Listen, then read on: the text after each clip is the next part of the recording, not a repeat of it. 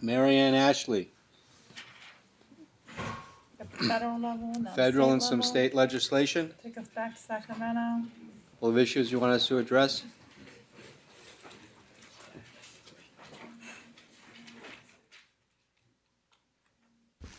Good afternoon, Chairman Keeley and members of the board. I do have an action item. Originally, we were going to present 4 bills for the board to adopt a position on. However, we're going to hold over HR 711 until June, as we've heard that the proponents would like to talk to us about our analysis. So we'll hold that one over until June. So we'll just be doing the 3 bills today. Okay. So I'd like to start with AB 1410. And according to the author of the bill, the government of Turkey continues to violate the human rights of the Armenian people by continuing to deny the Armenian genocide of 1915. And so in efforts to encourage the government of Turkey to acknowledge the genocide and to reach resolution on reparations to the victims, the bill requires CalSTRS and CalPERS to divest from any investment vehicle that is issued, owned, controlled, or managed by the government of Turkey. The bill requires the board to determine which Turkish investment vehicles are subject to divestment on or before June 30th of 2016, and it specifies how the board is to address externally and actively managed commingled funds and equity investments that may include the prohibited Turkish investment vehicles. And it lists the actions that could be taken that would satisfy the requirements for divestment. The bill specifies the divestment process and notes that the board notify the investment vehicles that are subject to divestment and allow them to respond to the board. Those entities notified by the board that they are subject to divest themselves from the government of Turkey within 90 days would be required to make significant progress and to take substantial action within 1 year. Those that made sufficient progress within the 90-day period would be continued to be monitored no less than every 90-day intervals. And if they haven't made substantial progress within the 1 year time frame, that they would then be subject to divestment. For those that do not make significant progress, the board would be prohibited from making any new or additional investments or renew any current investments in those vehicles, and they would have to liquidate those investments no later than 18 months. The bill also requires the board to report to the legislature on or before January 1st, 2017, and every year thereafter as specified in the bill. The bill does state that the board is not required to take action that would fail to satisfy the fiduciary responsibilities of the board, and it includes indemnification language. Currently, CalSTRS exposure to debt securities issued by the government of Turkey is approximately $21 million. Global equities and innovation and risk investments subject to divestment have a combined market value of about $210 million. Staff is recommending that the board oppose this bill, as it is the board's policy to oppose legislation that infringes upon the investment authority of the board. And in addition, CalSTRS has a long-standing process for thoroughly vetting the environmental, social, and governance risk of investments, and there's no indication that the investments in securities affected by the bill meet any of the risk factors. So with that, I'm happy to answer any questions. Ms. Baker, do you want to address us now, or would you prefer to hear from us first? Why don't you hear us out and then you address us? Thanks, Ms. Baker. Mr. Boykin. Thank you. Thanks for the report. And I understand the staff position. I guess a couple of questions. Where's the bill in the process, and is it urgent that we take a position today? And then the second question is, and maybe you've thought this through and there's not a real benefit, but have we tried to work with the author and see if we could make changes that would be more suitable? Right, the bill has been introduced, but it hasn't been set for hearing yet. And CalPERS and I met with the author's consultant and relayed some of our concerns and issues with the bill. There was no indication that the author would be willing to amend the bill at this point. Thank you. I think we suggested even that, this speaks more to like a resolution than it does law.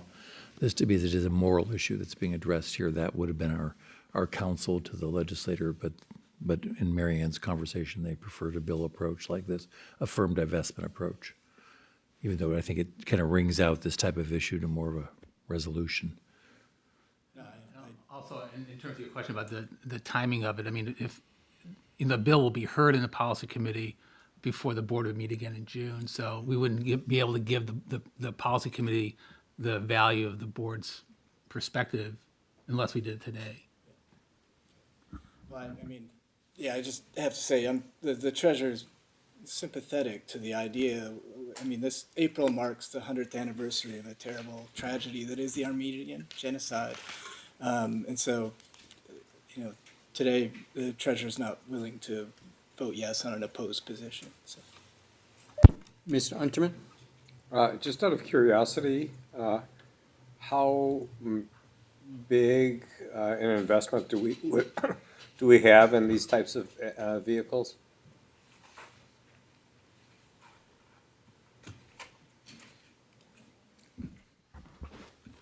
Chris Ailman, Chief Investment Officer. We own bonds of the government of Turkey in the fixed income portfolio. It's in the global bond index under sovereign debt, so some of our external managers own it directly. The reason we said it could impact global equity is in Turkey, quite a few of their larger companies like electricity and things like that have a large government-sponsored ownership. So they're still publicly traded, but the government still has a big slice, and it depends on the definition. If you include those as being instruments of Turkey, then it jumps up to over $200 million in the global equity market. That's a lot of equity. I don't know. The weighting of Turkey in the markets and in the index is enough that our IFA managers, I think, hold positions in it and see it as an opportunity, mostly in the traditional industries, electricity, water, things like that, that also tend to be government-sponsored. Thank you. Any other questions or comments from the board members? Seeing none, I'll recognize Ms. Jennifer Baker from the California Teachers Association. Ms. Baker? Thank you very much. This is a very complicated issue, and it's very difficult when you have to discuss moral, ethical, and emotional issues, and we have to discuss it from a fact position. And I get flashbacks to when I was sitting in Mary Ann's chair when the Iran divestment bill came up in the legislature. And I remember that was the first time in my experience to have both Tom McClintock and Carol Migden of both very different political philosophies, both berating and attacking me on the issue as I was representing CalSTRS. But one of the lessons that was learned from that experience that CalSTRS was able to take away was that it's very important to move very quickly on these issues because the legislature and the various constituent groups looks to your leadership as the fiduciaries of the fund and as the experts to give us the data that we need for how this type of legislation will impact the fund. It's very important to remember that this is a horrible tragedy, and I don't think that anyone in any way disputes that. But you get into very dangerous tragedies and you get into very dangerous territory when you start discussing genocide, because there have been a number of genocides that have happened since this tragedy took place 100 years ago in many other nations, including this country when it comes to the Native Americans. Do we want to talk about Rwanda? So many different areas. When you open that door, it can be very easy for a number of other genocides to be included in this bill. That makes it a completely different issue. We also have to talk about the impact that not only this has to the fund, as you are fiduciaries to the fund, to make sure that our members' retirements are made secure and continue to stay secure. So we, as always, want to encourage the legislature to want to indemnify the fund, to say we should not have educators pay their retirement fund for a moral decision that the state is paying. If the state wants to make a decision, then the taxpayers need to pay for that decision, as opposed to selecting a certain group of the state's constituencies and making them pay for that. It's a very sensitive issue. And then in addition to that, if this could have an impact on the fund, could this in any way jeopardize the funding deal that was just put in place with the legislature? Could it potentially trigger an increase in the state's contributions? Now, we wouldn't mind if the state wanted to have to increase its rate, but I'm not sure if the Department of Finance and other entities would want to agree with that. So this is a very important issue that does need to be discussed, but these issues are much more complex than many people realize. And I think it's important for you to take a leadership role in helping to educate the legislature. We look to you helping to share facts. The CTA does not have a formal position on this bill yet. We actually have our state council meeting next week, but we were looking to the opinions of your board and the leadership of your board and using that to model what our position is going to be. But we do plan on having a very long discussion with the legislature about this issue to say, is there a different way that we might be able to achieve the goal that you're trying to achieve? Because we do recognize that there was a terrible tragedy that took place, but we also want to make sure that we do it in a way that does recognize that there are additional complexities as we look down the rabbit hole. But I did want to commend CalSTRS staff because I know that it was very difficult for them to try to put to an analysis very quickly on the bill. But I can tell you that these issues are going to move very quickly in the policy hearings. And so if you don't take a position now, you're going to lose your opportunity to actually participate in discussions on this bill. Thank you, Ms. Baker. Any other questions or comments? Okay, seeing none. Ms. Ashley, do we want to take one at a time? Let's do one at a time here, okay?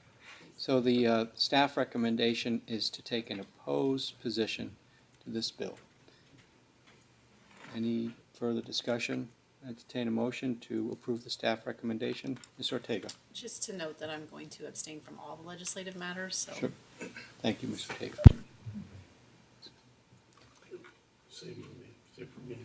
Abstention? Okay. I'll move the recommendation. Thank you, Mr. Rosenstiel. Is there a second? Yes, I'll second. There's a second. Moved and properly second. All those in favor of an opposed position to the legislation say aye. Aye. Those opposed? Abstentions? The recommendation to oppose the bill passed.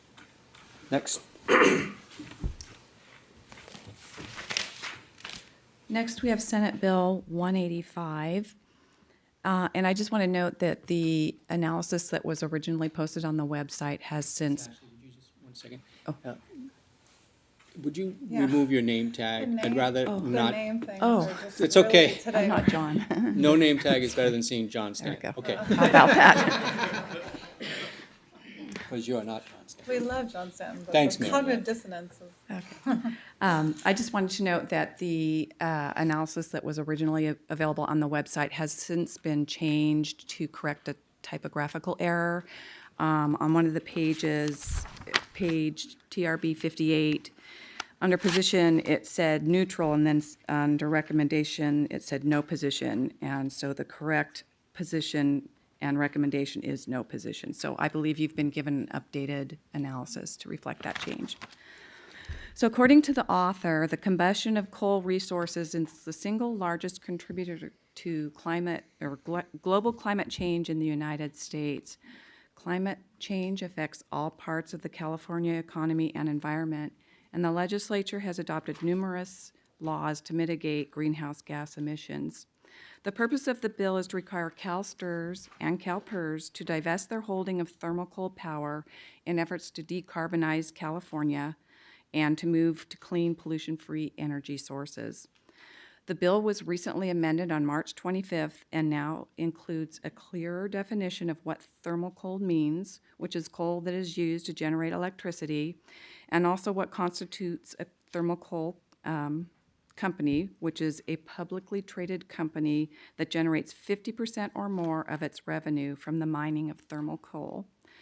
The bill specifies that the board shall make no new or additional investments or renew existing investments in thermal coal companies, and it is to liquidate investments in a thermal coal company by July 1st of 2017. In making a determination to liquidate, the board is to engage with the thermal coal company and determine whether the company is transitioning its business model to adapt to a clean energy generation, such as decreasing its reliance on thermal coal as a revenue source. On or before January 1st of 2018, the board is to file a report with the legislature and the governor that will include a list of thermal coal companies which the board has liquidated its investments, a list of those thermal coal companies with which the board has engaged and that the board has established were transitioning to clean energy generation, and a list of the thermal companies which the board has not liquidated its investments due to determination that it would be inconsistent with the board's fiduciary responsibilities. The bill requires that the board, in consultation with the Secretary of the EPA, make a comprehensive assessment of the feasibility of divesting of additional fossil fuel investments, and a summary of that study is to be included in the report to the legislature and the governor. CalSTRS currently invests in 12 companies that meet the definition of thermal coal company as defined in the bill, with a combined market value of approximately $40 million. There would be approximately $683,000 in initial administrative costs and ongoing administrative costs of approximately $129,000. Staff is recommending that the board not take a position at this time. At its meeting on Friday, the investment committee will be discussing whether to direct staff to evaluate the risk of investment in thermal coal companies under the divestment policy and the CalSTRS 21 risk factors.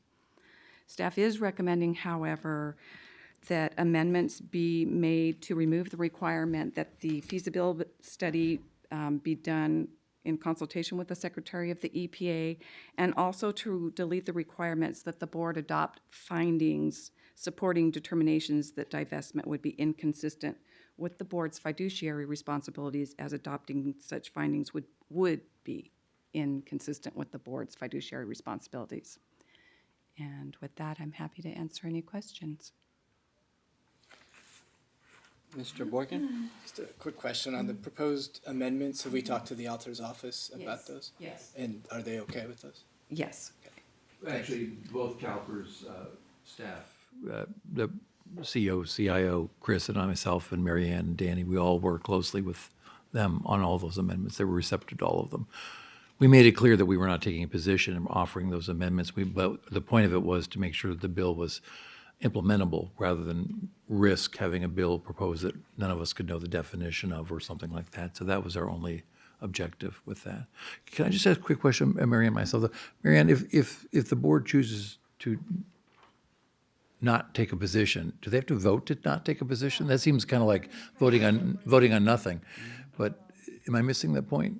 Or is that important to? That is one of the positions, according to the board policy, that they can Oh. do, is to say they Don't they have a can- position. right. Okay, I just want to make sure I understood that. When I Yes. thought about it, I thought, wait a minute. Okay, And I guess that means that we're voting on the amendments that we're suggesting. we are. We've As well, really so- never addressed the original bill because we knew the authors wanted to, they put something out quickly and they wanted to get it right.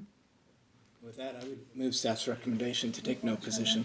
Thank you, Mr. Boykin. It's been moved that we support the recommendation of taking no position. That's been moved by Mr. Boykin. Is there a second? Second. It's seconded by Ms. Higa.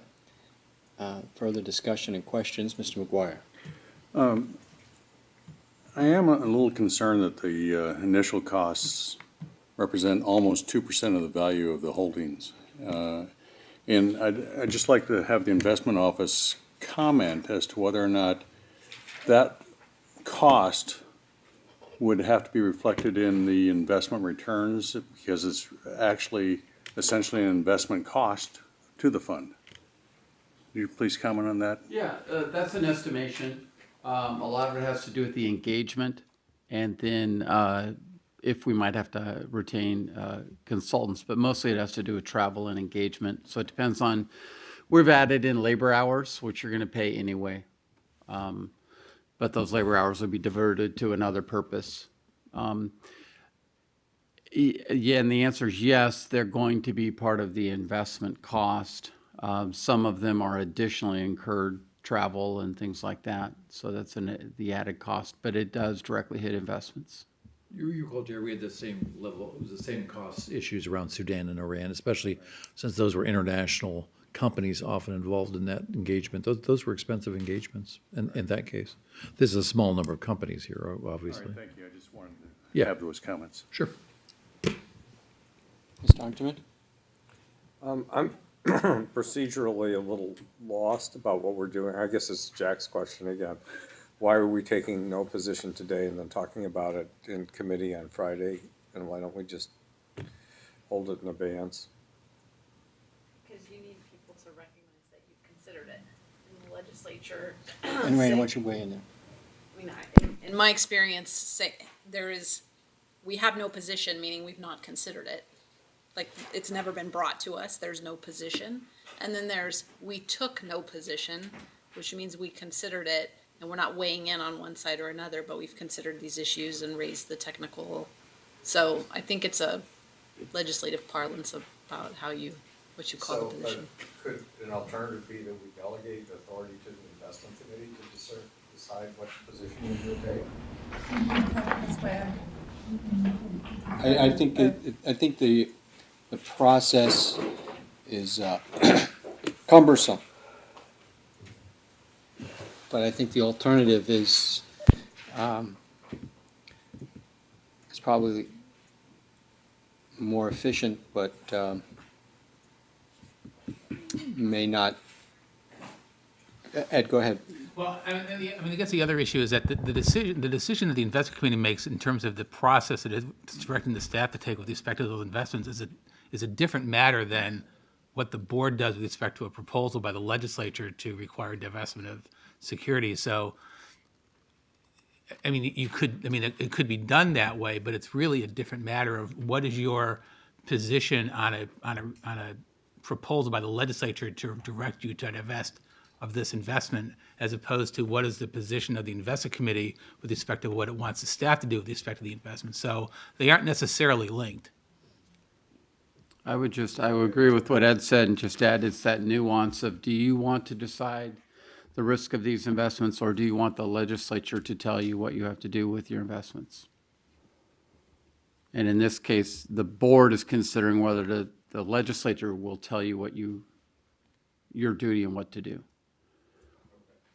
I was thinking we would say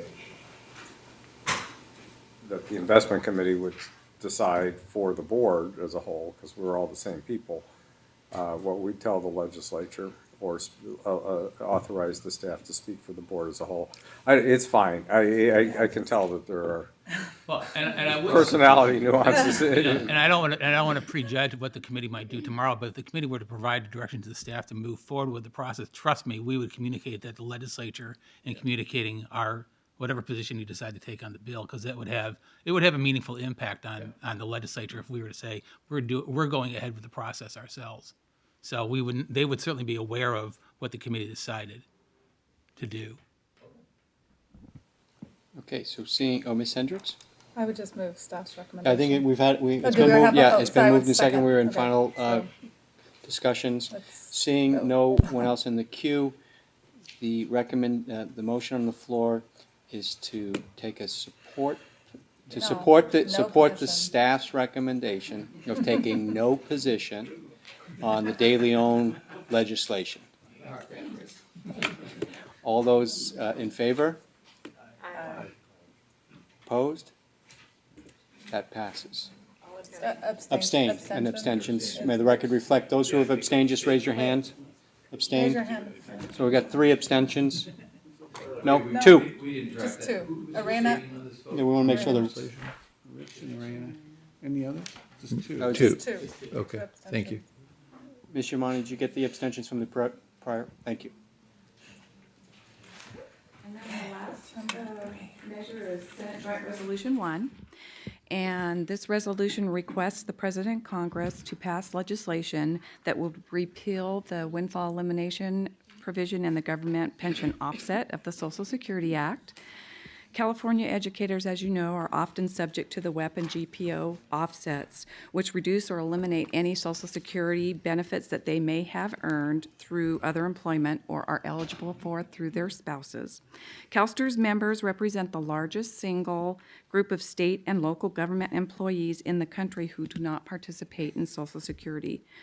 In every session of Congress since 2001, a bill repealing or reforming the WEP and GPO is introduced. However, none of them have moved forward. Similarly, in California, a resolution to urge the President and Congress to repeal the offsets has repeatedly been introduced and signed by the governor. The offsets were established to address perceived inequities in how Social Security pays benefits for covered employment versus non-covered employment. And the offsets particularly impact educators who begin their career at a later age. Staff is recommending that the board support SGR 1 and also recommends considering efforts at reforming the offsets versus absolute repeal. And John Stanton touched earlier on a measure in the federal realm that we will bring to the board in June that recommends reform versus outright appeal. And with that, I'm happy to answer any questions. Thanks, Ms. Hendricks. I would move that we support staff's recommendation. Second. Moved and properly second. Any other questions, comments? Seeing none. All those in favor of supporting the staff's recommendation, say aye. Aye. Opposed? Abstentions? That passes. Yes. Another abstention. On this one, I know there's no separation between the staff recommendation and the superintendent department's position. Thank So you. does that mean So I you're can- abstaining or No, not? it means I'm an aye. Okay, just to be clear for Just Jennifer. wanted Thank, So I'm one not abstention, abstaining. Arena. thank you, Ms. Ashley, for your work. I know it's been very busy. Crazy. It's a nice job representing the system. Thanks, Thank you. Marianne.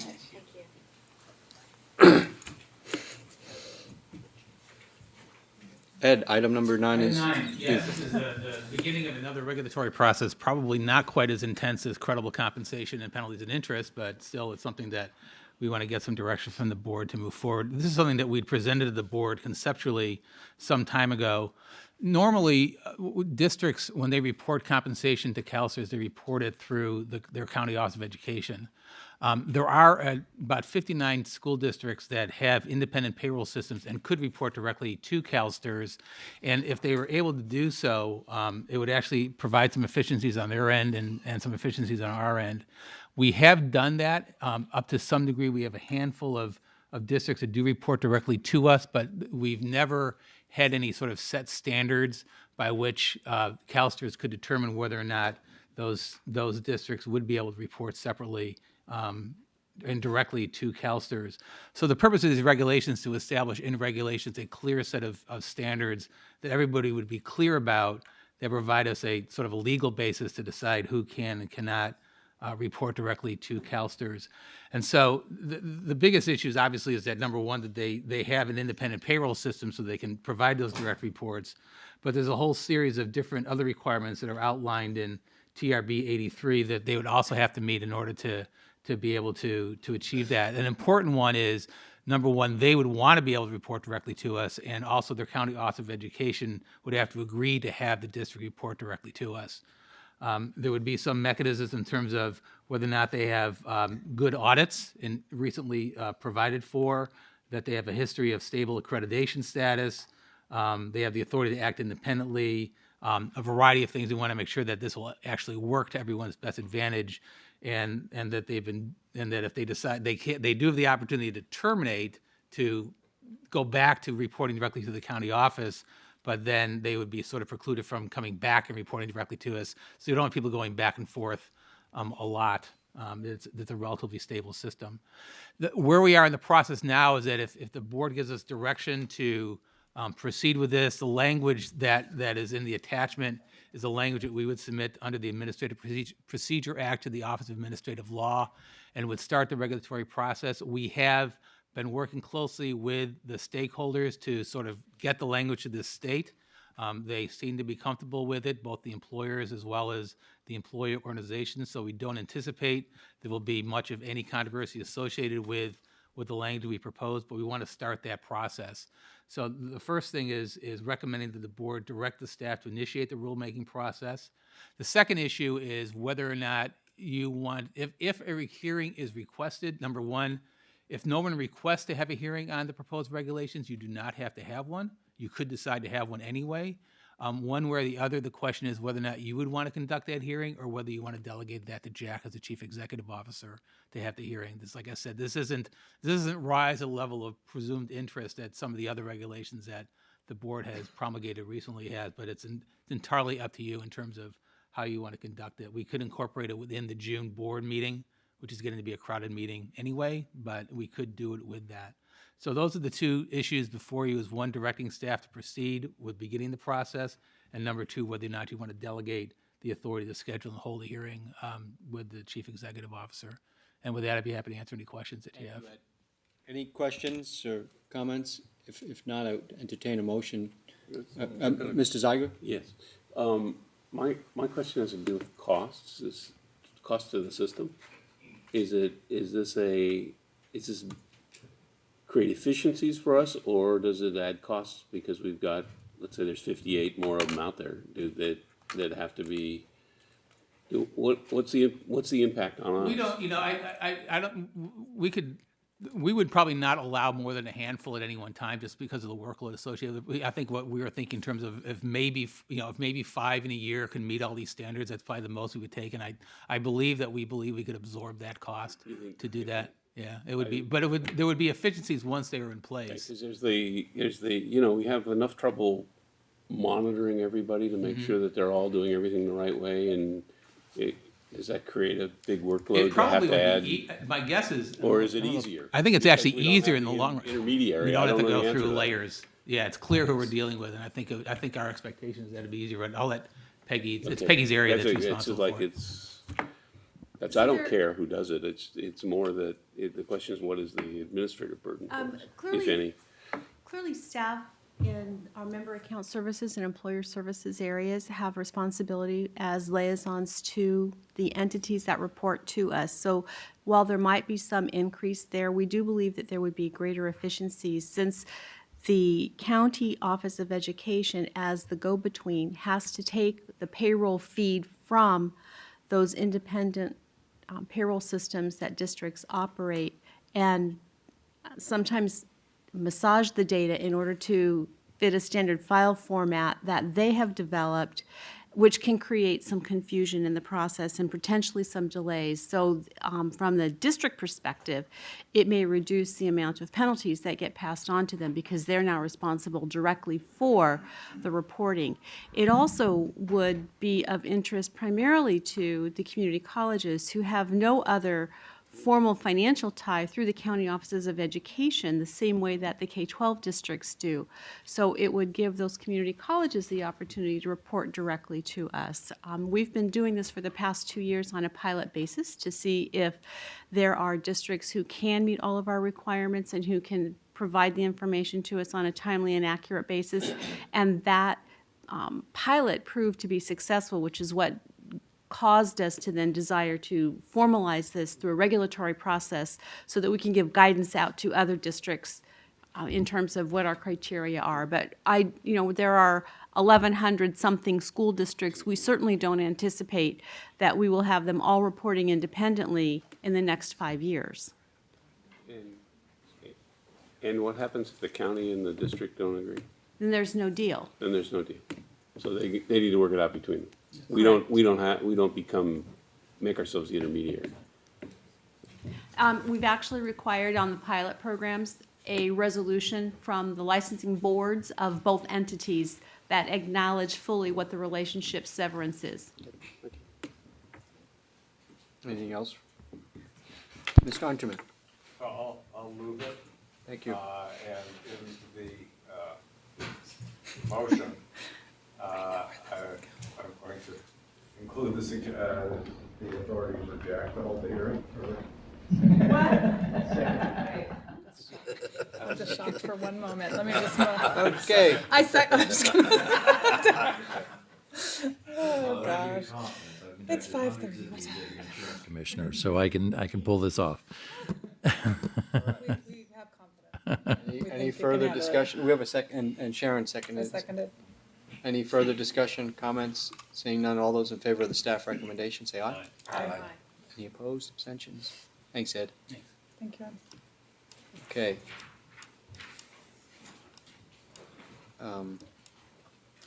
This- So these are the committee reports. Brian, remains my least favorite part of all of these know. meetings. I still don't know what we're supposed to read into the record here, or we can just take these as consent. What do we need? Do we need to read, Ms. Yamani, do we need to read anything into the record? You need to read the benefits and services as well as the comp, or Ben- not the comp, the board governance Benefits and services? and board governance. Okay. All right, so benefits and services is 10A. And by direction of the committee, I move the adoption of the following rates. Number one is the interest rate for the defined benefit program for 15-16, and that is at 7.5%.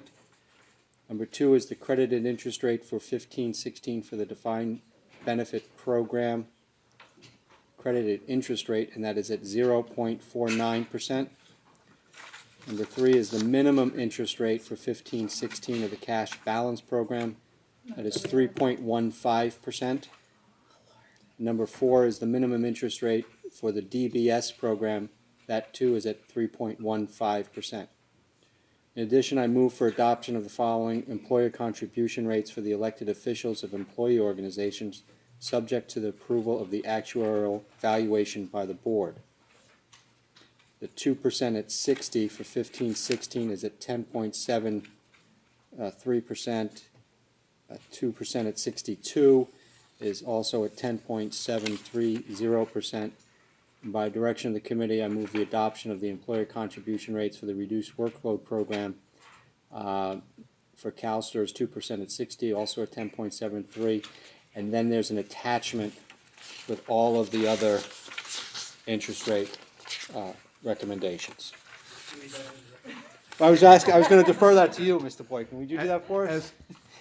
As found in benefits and services pages 4 and 5. Yeah, thank you very much, Brian. So what is the next item that we need to read into the record, please? Oh, yeah, all those in favor of that first? What he just said. Okay, it's moved and seconded. All those in favor say aye. Aye. Opposed? Okay. Ms. Yamani, what else? Board governance. Board Governance Committee. Which is 10A.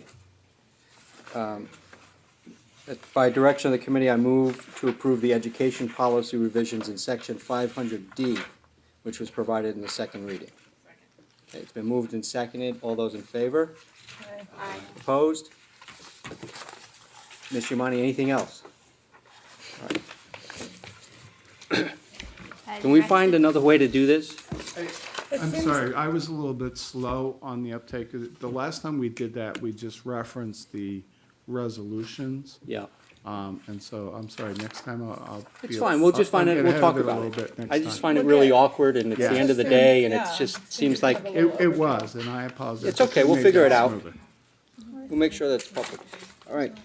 Can you adopt the rest of the consent agenda? Yes, and that's just an adoption of the consent without reading anything in.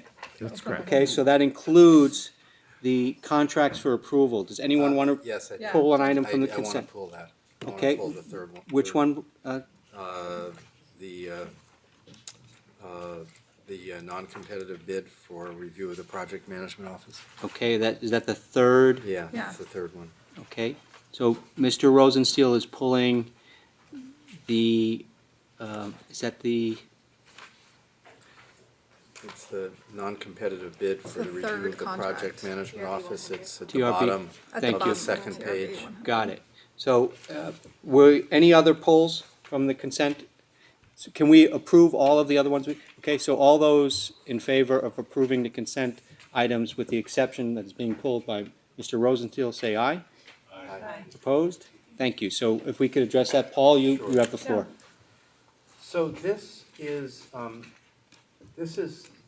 a contract to do the audit that was initially pulled off of the audit plan at, or proposed to be pulled off the audit plan at the last ARM committee meeting so that we could do the GRI study. Is that right?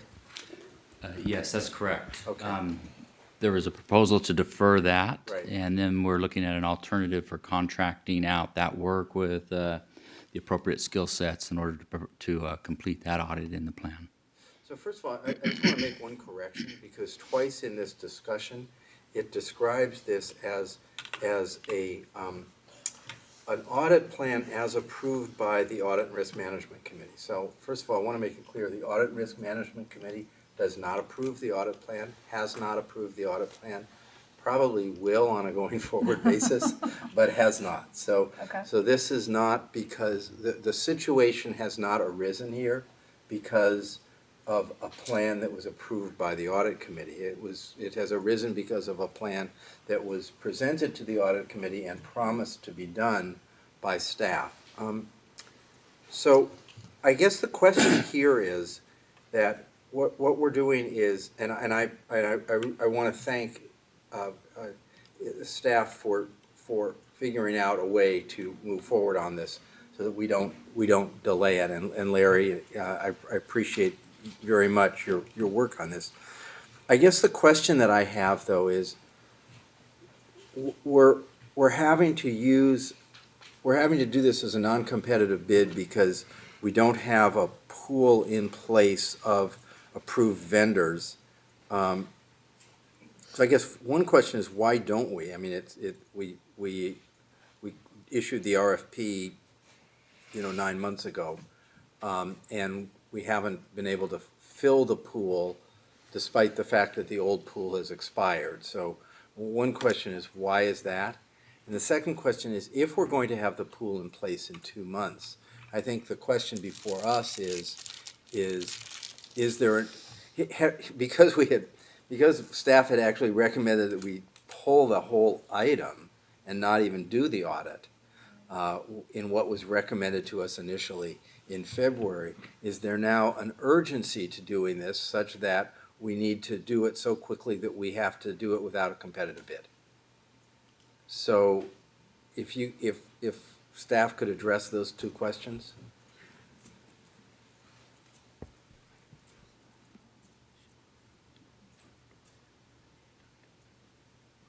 Yeah, I would say that the RFP was sent out about 9 months ago, and I think that there was probably some back and forth between program and procurement to get this particular one going. And I don't know the specific details of this one, but I do know that there was a lot of back and forth, and we do track it specifically as to, every week we actually put down comments on our procurement log as to where things are at a certain point. So I can certainly go back and look at why this one took so long. But we did finally get both parties to agree on language and that sort of thing, and the contracts are in the queue. As for why it's taken, or why the urgency, I'll let Larry talk about that. Yeah, and so at the last ARM committee meeting that we had, when we talked about potentially either pulling this off of the plan or deferring it until the next plan cycle, there seemed to be some expression of concern with regards to members of the committee who said, it's a very important item as we are, embarking on our pension solution, and we have about $20 million in our IT project portfolio right now, the 10 major projects that we're managing, and they felt it was really important that we had a close look at that, at the oversight and the management capabilities that we have, particularly as we're moving forward with pension solution.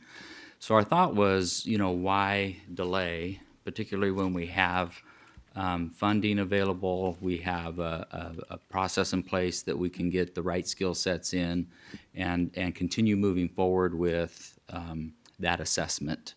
As I've spoken with Lisa with regards to the best path to go, they felt that it was most expedient to go with the non-competitive bid rather than waiting for the RFP and the pool contracts to be completed.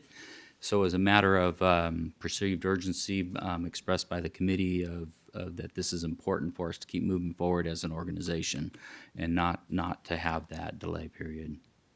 I think Jack wanted to weigh in. Christina? One more detail, if I could.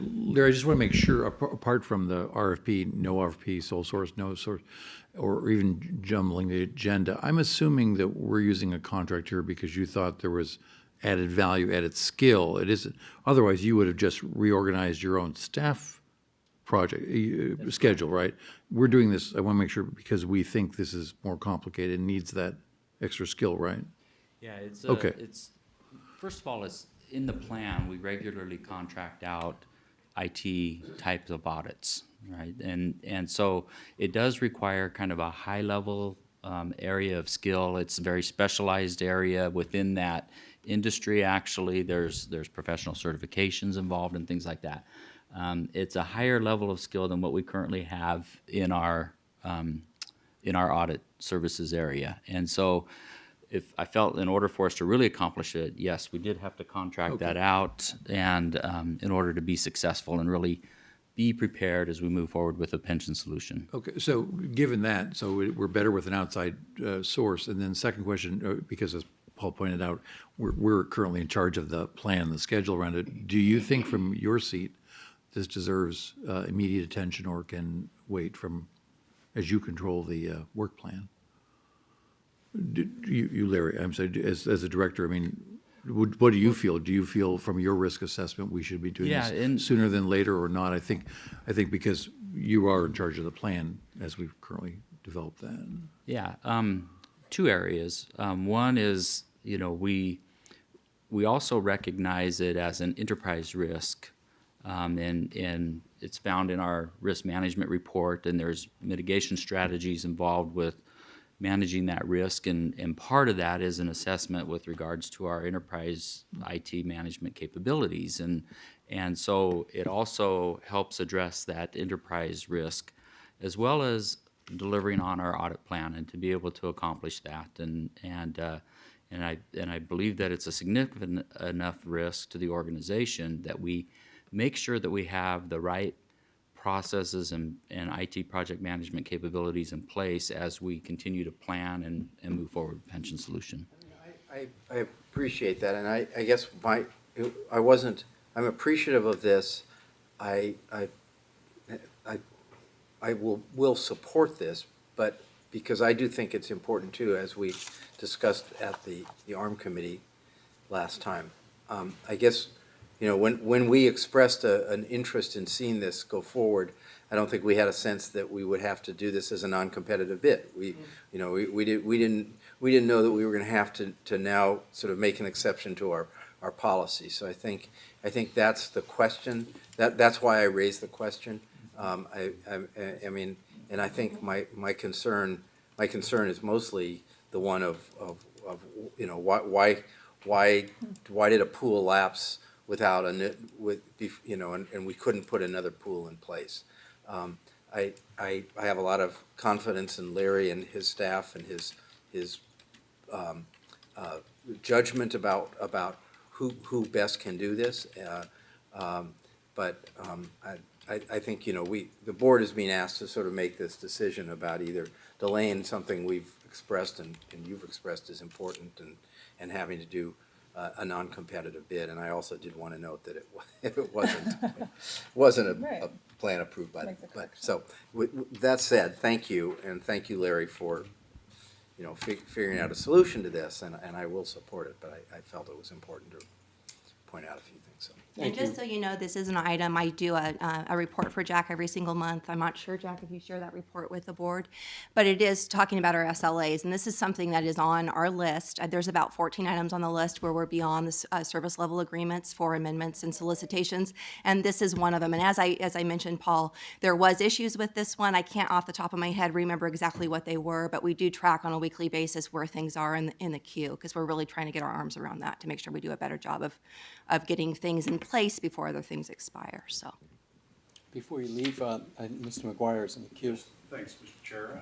I want to carry this one step further.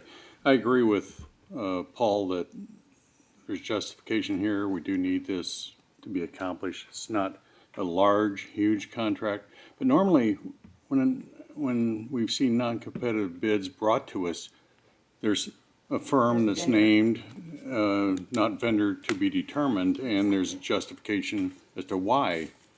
And I understand what you're going through, but I don't understand why you haven't identified this firm that's going to be awarded this type of contract. Sure. This is an odd one.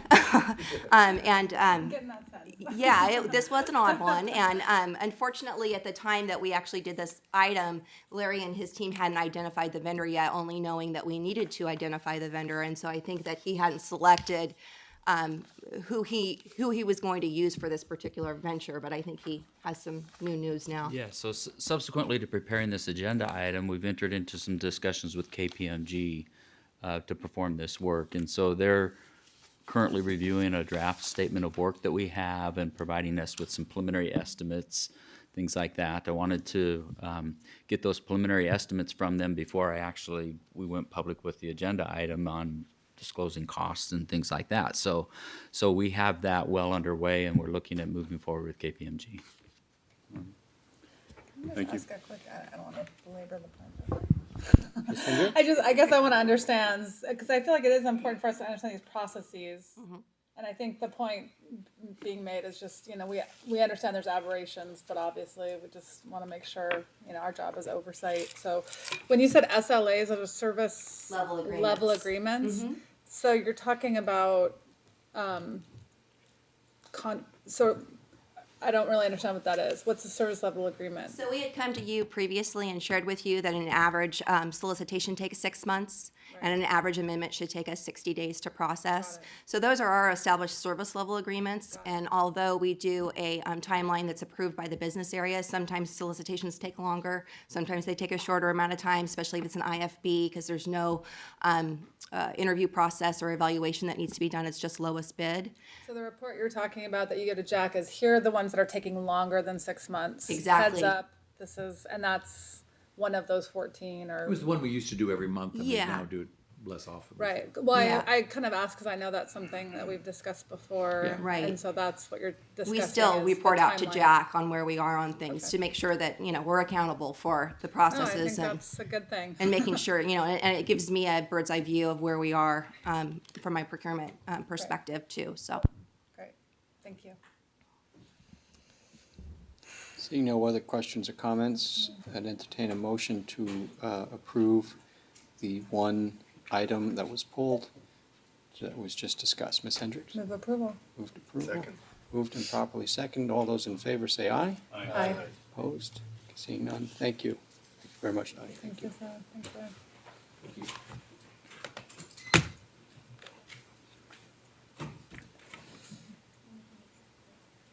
Committee reports, 11. Consent information, we've just received those. We're adjourned. See everybody in the morning, tomorrow morning. See Thank in the you. morning. Ms. Germani, would you take the roll, please? Sure. For the State Treasurer, Mr. Boykin. For the Director of Finance, Ms. Ortega. Ms. Higa. Ms. Dillon. Here. Ms. Hendricks. Here. Mr. Rosensteel. Here. For the Superintendent of Public Instruction, Mr. Zeiger. Mr. Unterman. Controller Yi. Chairperson Keeley, you have a quorum. Thank you. The first order of business this morning is the approval of the, no, we're just continuing from the interviews. We're continuing from yesterday. So I'm going to turn it right over to Brian, introduce the first item, which is a couple of hours long. So Brian? Good morning. So, we've set aside a 3-hour block of time for you to conduct interviews of prospective fiduciary counsel. I know this is a crucial decision for you. This is a key advisor directly to the board, your fiduciary lawyer, and as you navigate these difficult waters as trustees of a public pension fund, you're consistently face legal challenges. So this is, again, this is a crucial advisor to you, and so we wanted to make sure that we provided enough time for you to to meet the candidates and to ask questions. We have three firms this morning, Olson Hagel, Reed Smith, and Pillsbury Winthrop. They'll be presenting in that order. I'll ask the lead attorney for each team to introduce their team, and they will start off. We've allotted approximately 10 minutes for them to introduce themselves, present their qualifications, their background. All these times are estimates, and of course, it's your pleasure. I prepared a question for all three, sort of an icebreaker. I provided you a copy of the question they've already received in advance, as sort of to have a little more context rather than just getting an introduction about the firm. Then we've set aside the remainder of the time, or 20 minutes on the schedule, for questions and answers, questioning from the board. Following that, so that's a 35-minute interaction with the firms. Following that, we've allotted 10 minutes for your discussions about the candidates that you've just seen, and then the candidate you've just seen, and then 5-minute break. So obviously, some of that time can be adjusted. I'll bring in ask the candidate to come in and introduce themselves, and then once they start speaking, we'll keep time over here, and I'll interject, if you don't mind, and let you know when we have 5 minutes left, because we want to try and be fair and give everybody the same amount of time. I've asked the candidate firms to not watch or listen to the prior candidates' interviews, so that you get a fresh and fair perspective, and you get fresh and fair answers to your questions. Other than the question I provided as sort of an icebreaker, there are no pattern questions, there are no set questions. That's the questions you ask are up to the pleasure of the board. Ryan, let me ask you, there's the 35-minute interaction, then there's 10 minutes of dialogue amongst the board itself. Will the candidates be in the room while we're having that conversation? No, we'll ask them. They'll leave after the presentation? They'll leave, and we'll ask them not to listen and not to... 10 minutes of dialogue back and forth with the board, if we so choose to have that. Then you said there's going to be a 5-minute break? 5-minute break. Okay, and then the next candidate firm will come in? Yes. Okay. So, go ahead, Paul. No, when you finish, I have a Okay, question. well, I just asked that staff really monitor the time. I'd like to be, pretty strict, not overly restrictive, but I want it to run pretty tightly. So we're going to need some staff guidance on that, including amongst ourselves. And I won't be offended if you tell me to, move it along. Paul? So Brian, I think you said that you'd ask the firms not to listen to the people who are going to be, that firms that have not yet presented are being asked not to listen in. But firms that have already presented, I would hope, are also not listening in. Is that, because again, in particular, because I'm sure that our deliberations are going to, it's going to be almost impossible to have deliberations that only focus on one firm. We're going to hear the second firm, we're probably going to reference the first firm. So I would hope that they don't listen to any of these. They won't. Okay. Will not listen to you. They'll do their We just presentation. emphasize that We will. at the beginning there, just to respect that out of a professional courtesy. Yeah. That we ask that they would respect that. And staff will enforce it, so. Thank you. They're going to be presenting for 35 minutes? 10 minutes. Okay.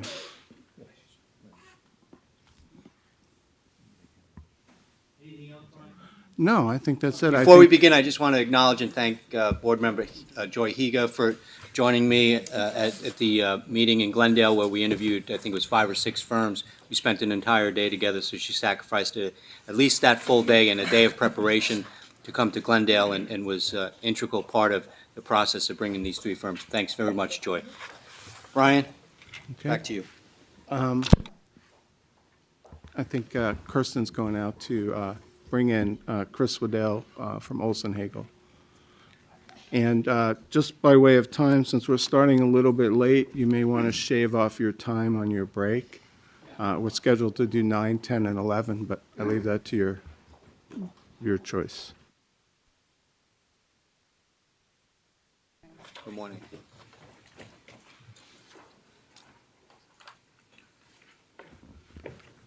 So joining us is Chris Waddell from Olson Hagel. And Chris, I'd like you to introduce your team and tell us a little bit about your firm, and then you have a question that I've provided for you.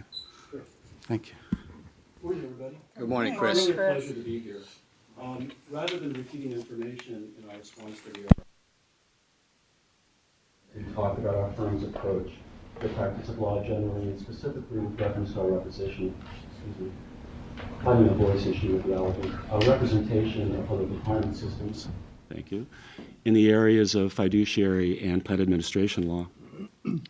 As most of you know, I was the general counsel here from 1998 until November of 2006.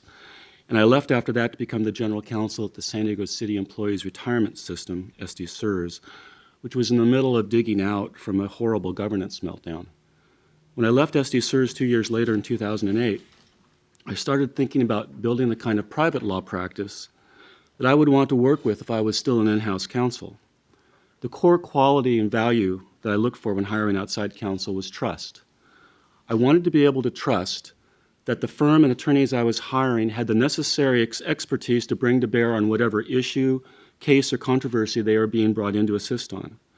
I wanted to be able to trust that the attorneys who would be working on the matter had the ability to work collaboratively and constructively, both with executive staff and the board, without dominating the conversation or sucking the air out of the room. At the same time, I wanted attorneys who would be strong enough to speak up when necessary in the face of Houston, we have a problem moments. And while this should go without saying, I wanted to trust that the attorneys I hired to solve a problem would apply a fire extinguisher as opposed to a gasoline. I thought that with the right firm, I could find a way to meet client needs in a unique way that wasn't then available to California public retirement systems. I actively sought out Olson Hagel and Fishburne when I began to look for a home for this practice because I had worked with their attorneys while I was general counsel here on the successful SBMA litigation. I felt that they shared the same values toward the practice of law that I did, and that their existing practice in the areas of governmental and conflicts of interest law were complementary to building a public retirement law practice. I firmly believe and have for a long time that in California, pension and fiduciary law issues are inextricably intertwined with governmental and conflicts of law issues, and that a firm with that focus would allow the ability to provide more holistic and grounded legal advice. I'm going to turn this over to Rich Matich, who's a partner with the firm, a member of the public retirement law practice, and the head of our litigation practice. Rich is going to address the firm's practice and culture more generally and detail our expertise in areas other than public retirement law that make us unique. And I'll come back and talk more specifically about the accomplishments of the public retirement law group and what we have to offer to CalSTRS if you are selected as fiduciary counsel. Thank you. Rich. Thanks, Chris. Our firm was founded in 1977 and is dedicated to providing our clients with exceptional legal advice and representation in the broad field of government law. In addition to those laws specific to public employee retirement systems, our firm's attorneys have substantial experience in election and campaign finance, conflicts of interest and ethics, open meeting, state public records laws, public education, and public finance generally. While we're based in Sacramento, our firm provides representation and advice to public agency clients throughout California, and we're currently in the process of opening a Southern California office later this year. Our firm's culture is one of collaboration. Our attorneys work together to bring our shared experience and expertise to bear toward the goal of providing the best advice and representation of our clients. Although I'm a partner in the firm's litigation unit, over the past few years, Chris and I have collaborated on a wide range of matters that involve public employee retirement law. When I'm representing retirement systems in litigation, I can literally walk 3 doors down the hall and consult Chris and have a dialogue with him. Likewise, Chris often comes to my office to consult with me and to gain my perspective on questions that may affect our retirement system clients, including interpreting STRS statutes and regulations and providing counsel to the STRS Appeals Committee. That same open door culture applies to all of our attorneys, including those with deep expertise in other areas of government law that I mentioned. We believe our collaborative approach to the practice of law is especially valuable to our public retirement system clients for a couple reasons. It's not enough that your decisions are sound from a fiduciary law perspective. Your decisions must also be consistent with state open meeting laws and conflicts of interest. Having a team with deep expertise in all of these areas allows us to offer that holistic approach to the practice of law that Chris referred to earlier. Just as importantly, myself and other members of the firm have significant experience representing our clients in courts and before administrative bodies. In fact, I was a member of the firm's litigation team that successfully represented CalSTRS in a lawsuit that challenged state legislation that attempted to take over $500 million in state funding from the Supplemental Benefit Maintenance Account in the Teachers' Retirement Fund. Having a team of attorneys that includes litigation experience adds value. We know how to anticipate the ways in which someone might seek to challenge your decisions, and we know how to position your decision-making in a way that minimizes the future risk of litigation. Finally, because of our firm's extensive experience representing public agencies and public officials, we appreciate that government decisions don't occur in a vacuum. Public officials face an infinite number of highly public and sensitive policy considerations when considering how to proceed in a given matter. We know our role as counselors isn't to try to persuade you how to balance competing policy considerations. Rather, our job is to understand the policy objectives that you ultimately wish to accomplish through your decisions and to help you chart a legally sound path to achieving that. I'll turn it back over to Chris. Thanks, Rich. We started the public retirement law practice at Olson Hagel in December of 2008, and since then have provided advice to several public retirement systems on fiduciary, plan administration, and governance issues, regularly appearing before public retirement boards and committees. We have significant experience in providing training and advice on fiduciary law matters, and are also expert in areas such as the vested rights doctrine and pension board independence under Proposition 162. I have lectured and written extensively on issues involving fiduciary law and public plan governance best practices. Because of my experience as both an in-house general counsel to 2 retirement systems, as well as a pension fund board member at CalSTRS as the Department of Finance delegate, which seems like many years ago, we understand better than anyone the challenges faced by public pension fund board members and staff, and understand the need for crisp, cogent, and to-the-point work product that is grounded not only in the law but common sense. A little over 6 years into this, I think the results speak for themselves. We've built a practice that includes the representation not only of large systems such as CalSTRS and the Los Angeles County Employees Retirement Association, but small systems such as the San Luis Obispo County Pension Trust, where we serve as outside general counsel, and the Oakland Police and Fire Retirement System. We serve as outside fiduciary counsel to the San Diego City Employees Retirement System and are in the fiduciary counsel pools for the Los Angeles City Employees Retirement System and the City of Los Angeles Water and Power Employees Retirement Plan. We're confident that during the reference check process, the references that came from our clients reflected that our work product was helpful, cost-effective, and in line with the values we've built this practice on. Our existing work for CalSTRS is important to us, and whatever happens with this process will always be there for you. But we think we bring some unique qualities to the fiduciary counsel engagement that would help you as you continue to guide CalSTRS moving forward. We're a small firm. We do not pretend to be anything but that. We are not looking to take over the world or impress people with mountains of paper or sky-high hourly rates. At the same time, we offer some unique experience and perspective that we don't think our competitors, although very able, offer. I was listening with a lot of interest to the discussion in the board governance meeting yesterday, where there's a lot of discussion among the board members about the amount of information you receive and whether or not there's a way to restructure the information process so you can maintain the proper balance with your fiduciary duties of oversight, but at the same time not be inundated with information. Those kinds of issues are right in my wheelhouse. I've written on them, talked about them, and advised clients about them. We want to continue to develop the practice in a way that allows us to provide cost-effective, hands-on legal services and to be immediately, personally representative and responsive to our client needs and concerns. We're passionate about providing high-level work product and excellent customer service, and we're right across the river from you. We're going to turn now to the specific question that Brian sent to us about ESG processes. And to give my voice a rest, I'm going to let Rich lead that off, and then I'll follow up. Thank you. Thanks, Chris.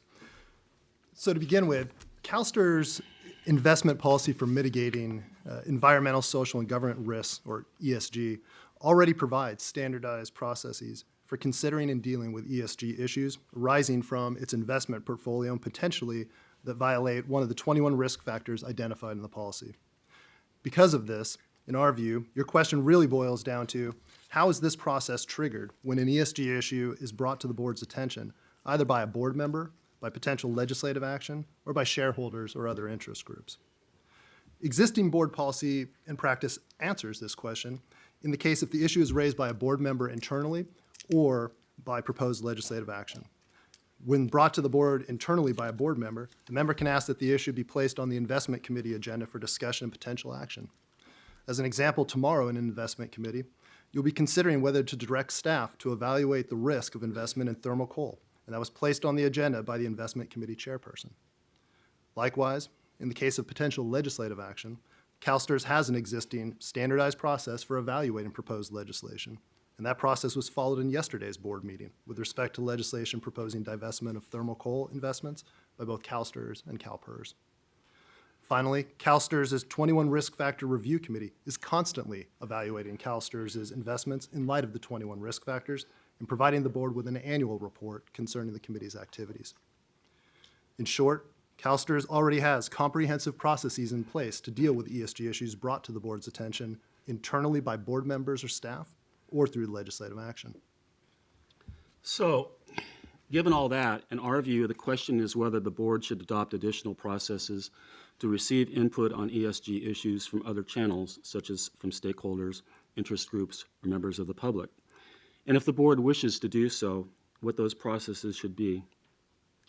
And whether to create those additional channels, additional formal channels of communication is really a pure judgment call from the board. Again, hearkening back to yesterday's discussion, you guys already have a lot of policies, you guys already get a lot of reports, so I think the threshold question for you, is it a value add to add a process specifically, a formal process specifically to deal with these kinds of issues, or if they occur infrequently enough, whether or not you should continue to deal them on a sort of ad hoc manner that you have in terms of considering them as a threshold matter.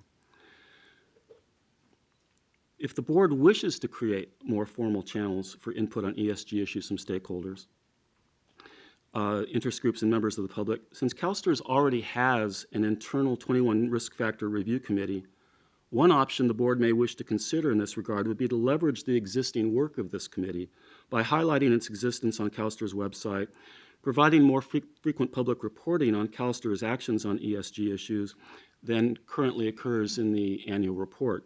And I realize that there are periodic updates in board meetings too, but it's a question of how public is it, how accessible is that information, and that is a question you may wish to consider.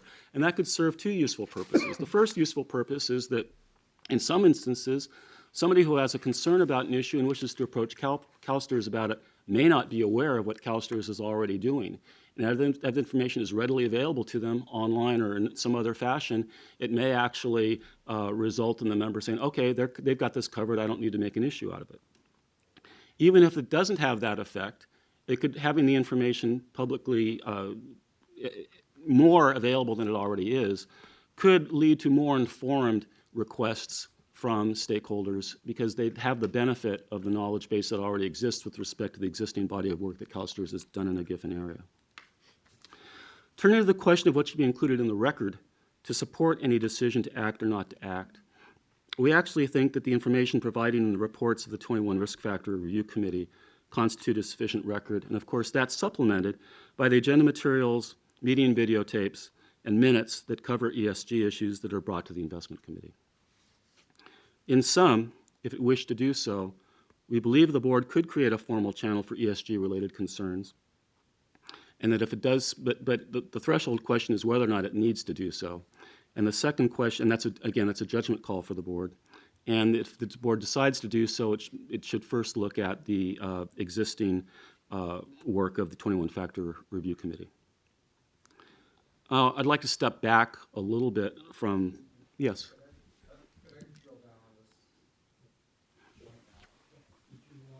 Just wait, push your button at Mr. Unterman and, well, I'm sorry, just do that again, I Tom. just removed myself. Do it again. There you go. There you go, Mr. Unterman. So I appreciate what you said, and frankly, ESG issues are very near and dear to my heart, in terms of political beliefs. I have to admit, they tug on me as a fiduciary, because to date, the investment returns of those programs have not been comparable to returns otherwise available. And I know there's some commentary in another setting in a different state, Delaware Supreme Court, where the Supreme Court has ruled that ESG concerns must be deeply subordinated to maximizing return. So one, I wonder if you're familiar with that line of cases and that line of and cases elsewhere, and two, how you approach that as a fiduciary duty question when there's a return question. Well, your question actually anticipated where I was going to go next with my comments. I hope so. I've not read the Delaware case. I'm not comfortable with the phrase deeply subordinated. I'm not sure that's consistent Well, with. actually, I was paraphrasing. The court basically held that a board of directors or a board of trustees should not consider those factors when maximizing return issues were at stake. So There's no question that under the California Constitution, the board's primary duty, and it says exactly like this in the Constitution, the board's duty, the members and beneficiaries of the system shall take precedence over any other fiduciary duty. And that, in essence, constitutionally supports what I think is still the prevailing view, that the duty of loyalty is the preeminent fiduciary duty. What that means in the context of the question you're asking is that the primary focus has got to be, in the case of investments, on investment return. The general view is that if you are focusing on investment return and you have made a determination that all else being equal, the investment that you're in is comparable in the qualities of return, likely return, et cetera, to other investments, then you can consider non-economic factors, as they call it. My personal view is that gives the retirement system a lot of room, with two caveats. The first caveat is that, going to the duty of care for a minute, you absolutely positively have to build a record that demonstrates the process and the information gathered that supports the decision to get into a particular investment or to make a particular investment decision, whether to invest or divest, if you will.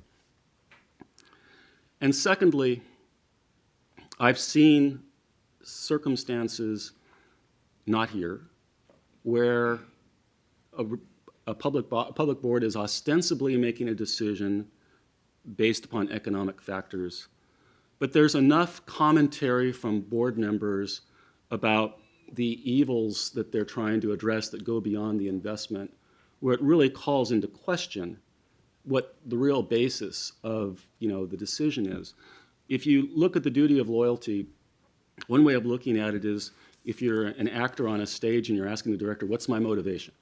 If your motivation in making an investment decision is to get the best possible investment return for the members and retirees, then you're clear on the duty of loyalty. I mean, ultimately, if you look at the entire body of law, not just the California Constitution, but the CalSTRS' own fiduciary statutes, as well as other parts of CalSTRS law, it's clear that your job as trustees is to make sure that our members and beneficiaries ultimately have a secure retirement. It's not your job to save the world. It is not inconsistent with your job to provide, to look at factors that may help save the world, so long as your primary motivation in making a decision is the economic as opposed to the non-economic factor.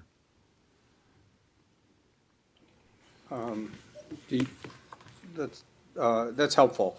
So let me just ask, try a hypothetical, but I'm making these numbers up, so. But assuming we have a program investing in a particular type of assets where performance has clearly lagged over 7 or 8 years. And on the other hand, the theory is in the long run, 20, 30 years from now, this is going to be the right place to put your money. How do you react to that type of logic?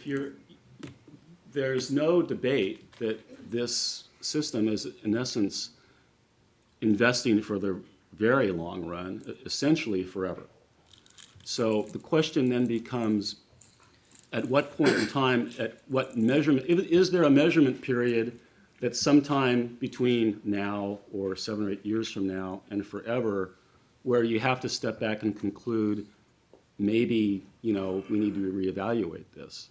And when that period is, I would defer to your investment staff and your outside investment consultants. I don't know what that is, but I can tell you that the fact that it's been 7 or 8 years, in our view, that's not necessarily the magic timeline. Well, it does put a lot of pressure on the rate of return you have to get in the out years to make it average out. Those are all investment considerations that you have to go through.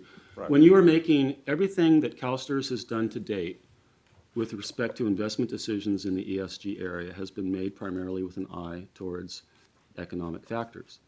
You've made these decisions, then the question is, at what point in time do you need to revisit them? And you do need to revisit them periodically. And in fact, one of the nice things that's in the 21 Risk Factor Committee report is it provides a nice snapshot of what the status is of each of those decisions that have been made, either by the board or by internal investment staff. Okay. Excuse me, Harry, can I ask one other question? Sure. It's quite different, but earlier you talked about being at the governance committee meeting, hearing our concerns, and wanting about managing our information and in a better way and having more efficient meetings and getting to the heart of the matter quicker. So, as our counsel, what would you do to facilitate that? I think that the process that you're embarking upon, you've asked staff to go back and do some vetting and come back with some ideas on what to change. I think ultimately it comes down to a question of how much information, what quality and quantity of information do you need to allow you to be confident that you're fulfilling your fiduciary duty to oversee the operations of the system.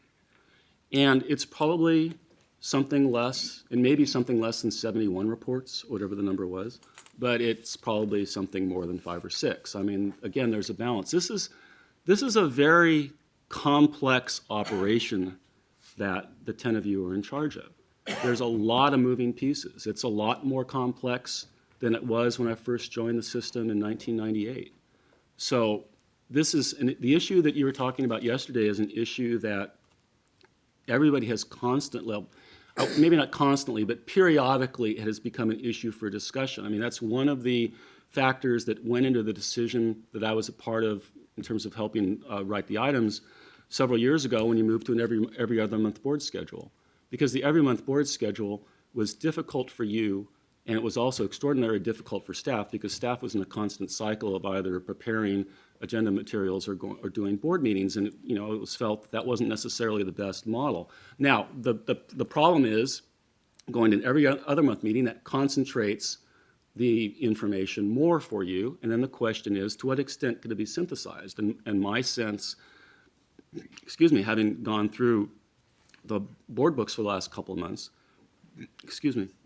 is that there are probably further areas in which you can synthesize, but that's one of the reasons why. Excuse me, I get the drift of what you're saying, but the thrust of my question, and I think it's of interest to all of us, is how do you see the role as our counsel? Your role, if you're selected as our counsel, how do you see your role in helping us both affect that synthesis as you're talking about it and separating wheat from chaff so that we can have more productive meetings? I think it's a question of working collaboratively with the general counsel, chief executive officer, chief investment officer, and the external consultants who've been engaged to, drill down on what the level of information is. So I think it's a collaborative process that, we, if we were your fiduciary council, would have a role in, but there's obviously a lot of other things that have to come together to develop that. My focus on, having been a board member and having advised boards on this very issue, is how much information does the board really need? Is this really necessary information, or is it something that's a nice to have, or it can report less frequently? And I think you're at the point where the nice to haves maybe, aren't as much of a priority, because the fiduciary risk is that you get so much information that then it becomes, difficult to decipher or deal with what's really important. So the question is, how do we figure out what's really important? As a board member, some of the work I did, in fact, the chapter I published in the Cambridge Handbook of Fiduciary Duty focused on how do board members build governance processes that sustain sound fiduciary decision-making, and what questions should a board member ask his or herself before they make a decision. And there's actually 7 questions. It's borrowed from something that I worked on with another system. And one of the questions is, do I have enough information before me to allow me to feel comfortable to make a decision? If there's a disagreement between the consultants, has it been resolved? Those kinds of questions. So I don't know. There's some very detailed information that you're stuck with reading. I mean, financials, the actuarial reports, investment reports. I mean, I wouldn't get up to 71, but there's a long list. The question is, how can you effectively pare that down? Thank you, Chris. Anything else, Mr. Hunterman? Let me ask, I'm sorry to dominate, but let me ask one last question. Hold on one second, Just time check at about 8 minutes. Okay, so then we'll work. So, the other question that's central, in my view, to your role is, what package of protections should we as directors have? Are you As referring trustees? to the discussion you had yesterday about? Yeah. Well, clearly you've had a deep and meaningful discussion about fiduciary insurance, and I think you're now on a path to get a product that is, that meets your needs as board members. I mean, that's part of the package. That's part of it. The other process, the part that not just me, if I'm your fiduciary counsel, but Brian and all the other staff members, is, again, making sure you've got all the information necessary to make a sound decision. And just in terms of a time check for the board, as rich as these conversations are, and as many questions as we want to get on the record here, we're going to get those on. We're just going to make sure if we go a little longer with the first firm, the other firms have equal amount of time. So at no point do I want you to think we're moving through this and your questions aren't going to be asked. They need to be asked. So if you have them, don't be concerned about the time. We just extend that for everybody else. Mr. Rosensteel.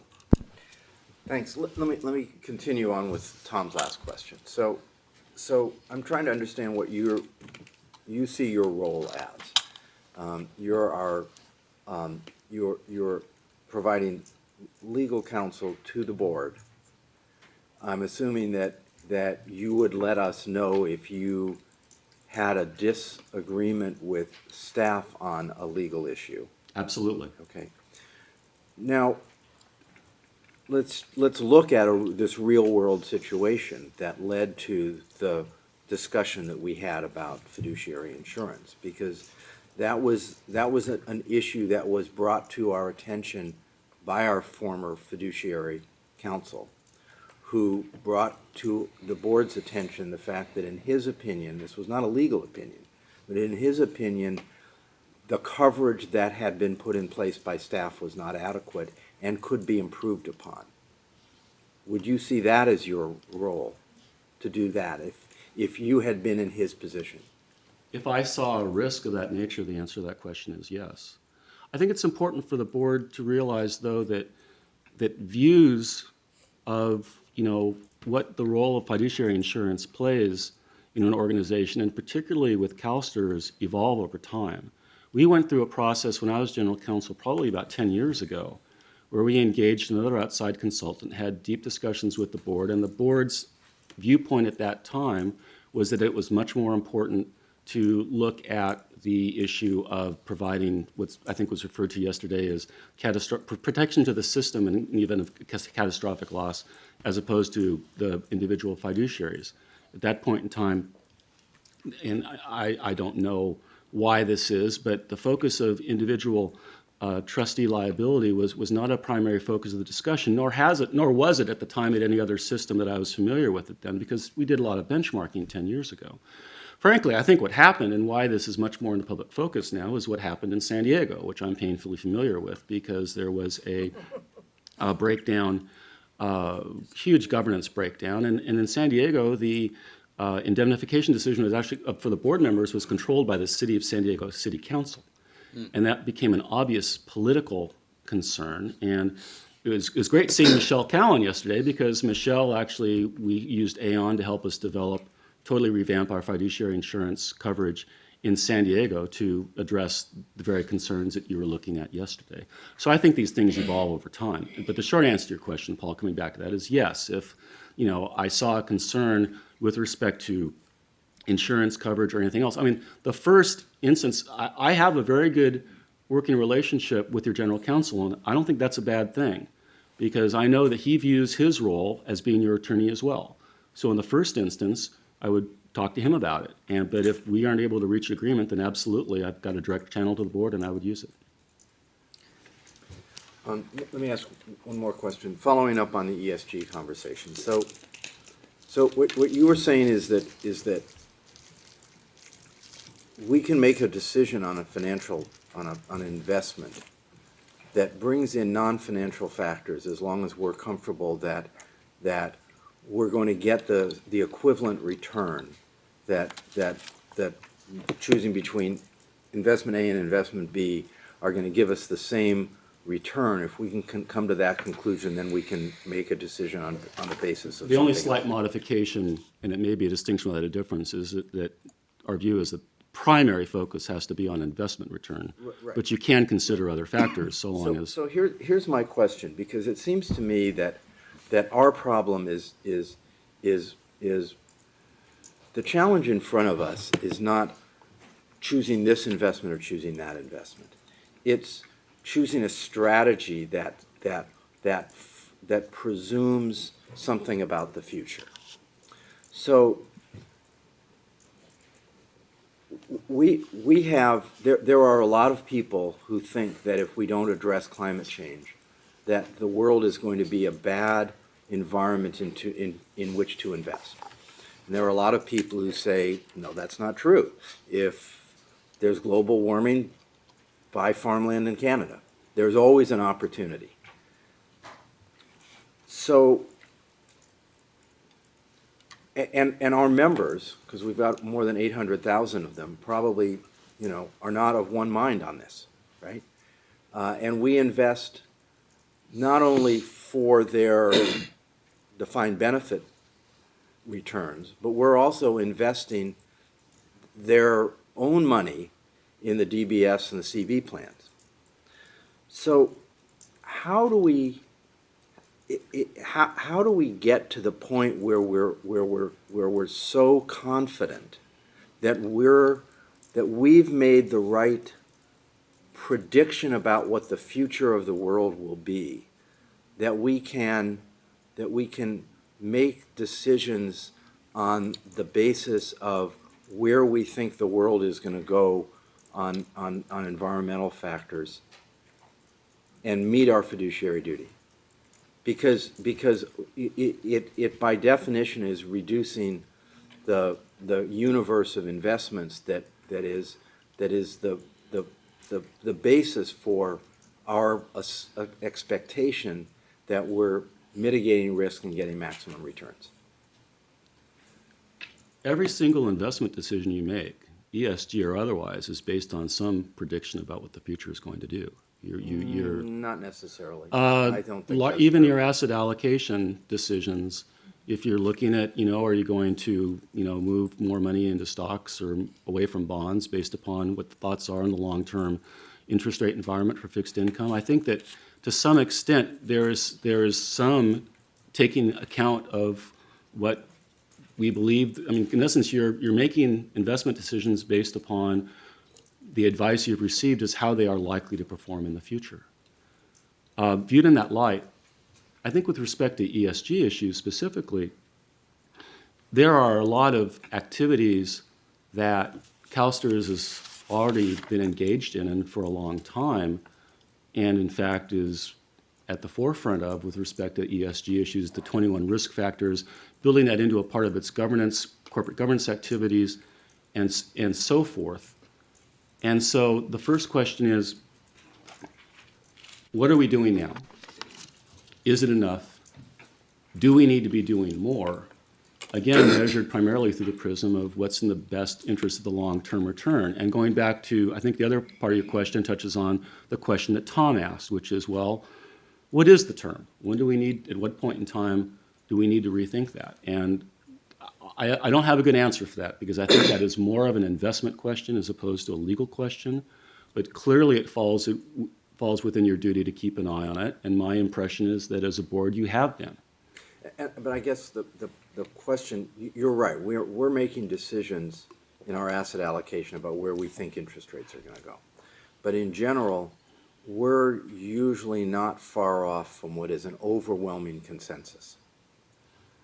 Whereas on some of these other matters, what is the world going to look like because of climate change 20, 30 years from now, and what are the investment opportunities?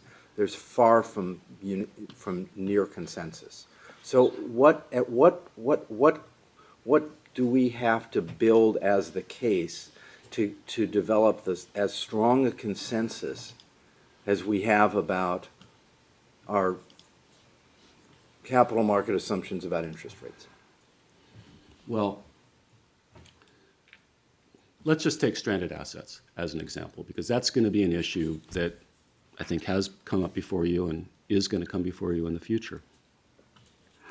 At some point in time, there may be a real question as to whether or not energy companies are going to be able to pull all the fossil fuels that they currently have in reserves out of the ground. I certainly don't know what that time is. It's certainly on your radar screen already, and my understanding is that you have investment consultants looking at, researching, and evaluating those very issues. Similar to if you adopt the recommendation tomorrow with respect to coal. You're not making a decision tomorrow to divest.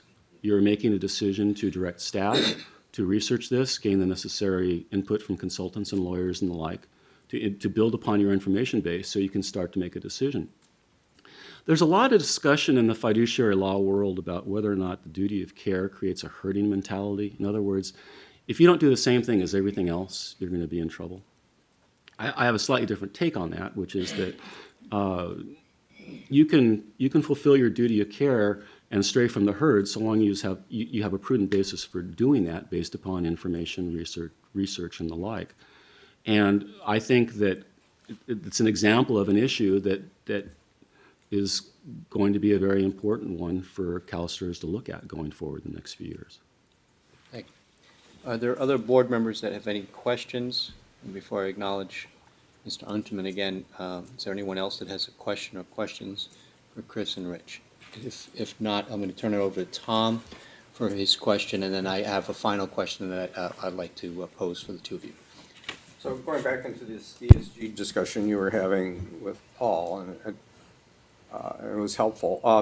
So in the context of CalSTRS portfolio, where our largest investments are basically indexed and therefore passive, how do you square that with slivers of basically a timing decision on ESG assets? And what legal principles do we start looking at to square that? You have a framework in place for doing just that, to measure, the decisions that have been made to date certainly with respect to tobacco when I was around, and I believe this to be the case with other decisions that have been made more subsequently, have been based on the economic factors outlined in the 21 risk factors and diversification policy. So, I mean, one of the first things that any lawyer, this is not brilliant legal advice, would tell you is follow your policy. And if you see a shortcoming in your policy, then let's look at the policy and change the policy. But my sense is that you already have a fairly strong process and procedure in place for dealing with those very issues. Okay. So if anyone else have a question, make sure if you do, okay. So I have a final question. This is from a paper written, co-authored by Ed Weitzer, who's a professor at the York University and Toronto School of Business, entitled Reclaiming Fiduciary Duty Balance. And I just want to get your... Isn't Keith Johnson a co-author on that? I'm very familiar with that piece. And that's out in the reference to the herding mentality is included in that piece. Exactly. So let me just pose this to you. You may have answered it in your comments already, but let me just pose this and then see if you can just fine-tune your response. He argues that, or presents the case, that fiduciary duty demonstrates, quote, law is not a static concept. That is, fiduciary law is not a static concept, nor is it tied to a single investment theory. Rather, it's flexible, a flexible set of principles that have been subject to varying interpretations of law over time. And he goes on to say that trust investment law should reflect and accommodate current knowledge and concepts. It should avoid repeating mistakes of freezing its rules against future learning and developments, end quote. So I'd just like to know whether or not you agree with Weitzer's view on fiduciary law as being a static concept. I agree with everything you read. The one thing that's static is the California Constitution, unless it gets changed by, and there is an amazing amount of granularity in the California Constitution with respect to fiduciary duties. There's not a lot of case law, state case law interpreting fiduciary duties. There is a tendency of the courts when they come up to look at ERISA cases because the language in the Constitution as well as the CalSTRS statute is pretty similar to ERISA. I think the short answer, Harry, is that there is flexibility, but flexibility, I know there is not flexibility unless the Constitution is amended with respect to placing the interest of the members and beneficiaries ahead of anybody else. I mean, that's a direct quote from the Constitution unless that's there. But I think there is a lot of flexibility, and the board has been, I think, appropriately to this point, using that flexibility with respect to the decisions it's made. It's almost common sense, I think, that the primary focus of your investment activities should be the economic side of it. There's nothing in the Constitution that says you can't consider other issues as long as the primary focus is economic. Where I think I part company with my friend Keith Johnson and I can't remember the other gentleman's name, is I think he goes on to use that statement to basically make the point that we need to move away from the all else being equal standard and that it's okay to make decisions for reasons other than, primarily investment decisions. I am not there yet with respect to the philosophy on this issue. Appreciate your response to the query. It's very good. Brian, what are we doing process-wise at this point? Well, the question and answer, if you're complete, then we'll ask counsel to leave the room, and we've allocated some time for your discussion. Great. And so, Chris, Rich, thank you very much. Thank you. Thanks, everybody. Thank you.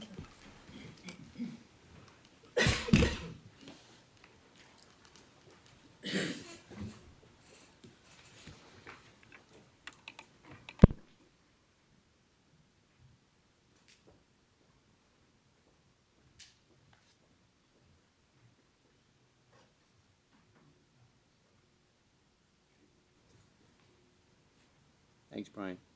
Okay, so any thoughts, comments, feedback? I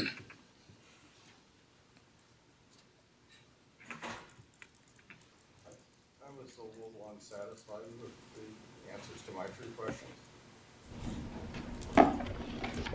Okay. Kind of superficial. The most disappointing answer is, he made a big point of being all over our governance committee discussion, is he didn't have a plan of action. So he took his salesmanship sort of worked against him in my view. Thanks, Tom. You, Daniel.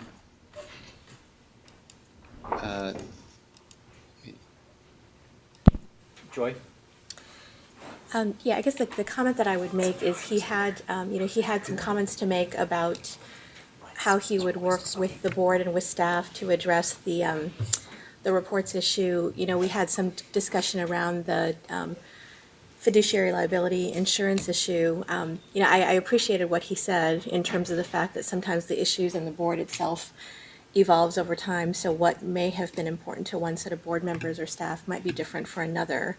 But I had a hard time kind of reconciling his stated ability to help us work through those issues, given his longevity working with the system, and why these are issues we're still dealing with if he's been around previously. Thanks, Joy. Paul? One question for Jack or Brian. So the one of our agenda items later today, there's a legal brief from Chris's firm, and it was added late. Why was that not delivered to us at the same time that the rest of the board agenda was delivered to us? That was, we were trying to make sure that we addressed the issues that were presented in the item sufficiently, so there was give and take with mostly Chris going back to staff and saying, well, I have these questions about this issue and this issue, to make sure that they were covered and you had an adequate memo to lay out the issues.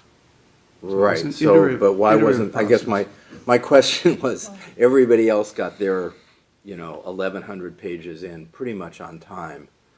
Why was this late? Was this, I'm concerned about his responsiveness because of the fact that this was late, and I'd like to know whether that, because I also thought it was a very sloppy presentation, memo. It starts out by talking about things as different options, then it calls them alternatives, starts calling them alternatives, and it calls them versions. Just didn't seem like it was a very well put together memo, and I'm just trying to understand what the dynamic was, and if that's the kind of work product, that quality and that tardiness that we're going to expect to see. If you don't mind, I don't have a clue what you're referring to. I don't either, so. Okay. So can you let us know? Yeah, it was the item, there was. Investments 13? No, well, no, Later it on was, today, it said, it was right? later on today. Brian, if I Thank could you. try to assist here, I think Paul's question is pretty clear and direct. I think the general question is his firm's and his presentation of the quality of the work and written work that he presents. How do you generally view It was it? item 13, it was the additional earnings and annuities. Thank you. credit I'll look at it 13, next. Thank you. Next And item. there was a legal note, so Okay. that's my question. Okay. I would say that I kind of share the view of Tom and Joy. I didn't think he was very responsive. I thought they were pretty superficial answers. I wasn't very happy with the fiduciary insurance discussion because he seemed to suggest that the way it was the way it was because that was the way it was, and he didn't have an obligation to point out to us that maybe there was an evolving view in the world of fiduciary insurance, whereas Ian took it upon himself to if it arose because it was an evolving process or an evolving thinking, Ian took the initiative to point that out to us. Thanks. And he didn't suggest that he would have done that. Betty? Just echoing the sentiments, I expected more. And I think to Paul's point, whether it was on fiduciary insurance or on an orientation about how we look at ESG considerations, I just felt like the reach wasn't as broad as I would have liked in terms of just being informed about what else may be happening in those areas that could help focus us in terms of what our options really are. So, Thanks, Betty. Tom? Well, this is on the fiduciary duty point. I mean, if he was listening there at the meeting, when I asked him the question, it was sort of a layup. It's what he should say to me to answer my question, and he didn't seem to have that. So that struck me as, again, his salesmanship turned it around against him. Anyway, I'll be curious to see what the other guys are like. Thanks, Tom. Anyone who hasn't weighed in yet? Thoughts, comments?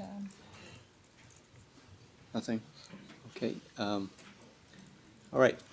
Brian, we're ready for the, I want to take a 5-minute, we said we use the restroom. Anyone has to use the restroom, we'll start in 5 minutes.